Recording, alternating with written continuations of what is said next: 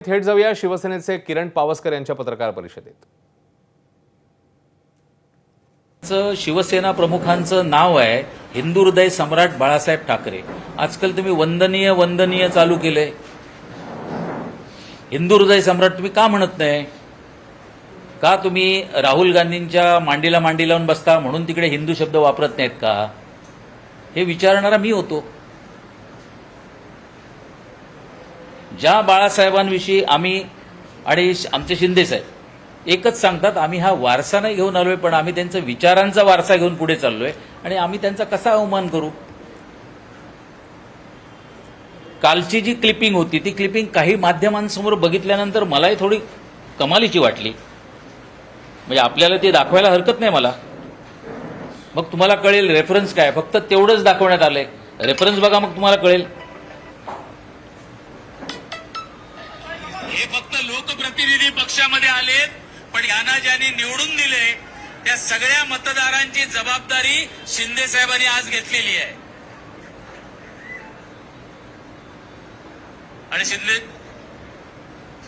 Doctor Shrikant Shinde साहेब हे सगळे आल्यानंतर यांची जबाबदारी आपल्या खांद्यावर आहे। एकीकडे सांगितलं जातं आजपर्यंत मला सांभाळलं, तुम्ही दुसऱ्याला सांभाळा, त्यांना सांभाळलं की मुलाला सांभाळा।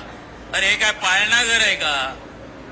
आणि इकडे सांगितलं जातं की शिंदे साहेबांनी सांगितलं होतं जे जे लोक माझ्या बरोबर आलेत, डॉक्टर श्रीकांत शिंदे, ही तुमची पण जबाबदारी आहे आणि तुम्ही माझ्या सर्व लोकांना सांभाळायचं आहे। हा फरक आहे आजच्या गोष्टीत।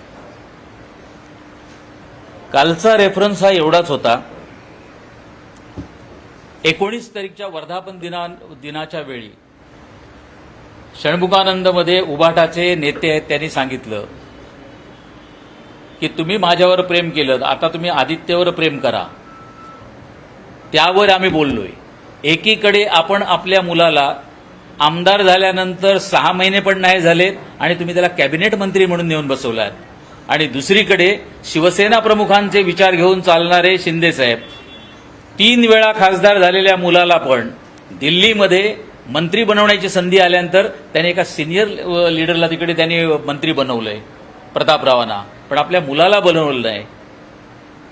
आणि आलेल्या लोकांची जबाबदारी, माझ्या मुलाची जबाबदारी तुम्ही घ्या असं नाही सांगत आहेत, पण जे माझ्याबरोबर आलेत डॉक्टर श्रीकांत शिंदे यांना तुम्हाला सांभाळावं लागेल। त्यांच्या प्रत्येकाच्या क्षेत्रामध्ये जिकडे ते त्यांना मतदारांनी मतं दिली त्यांच्याकडे तुम्हाला जाऊन त्यांचं फंडिंग, त्यांची कामं ही मंत्र्यांशी बसून तुम्हाला एकत्रित करावी लागतील। ही जबाबदारी ते आपल्या मुलावर टाकतायत। याविषयी आम्ही बोललोय। शिवसेना प्रमुखांनी आम्हाला तसंही तेव्हा सांगितलंच होतं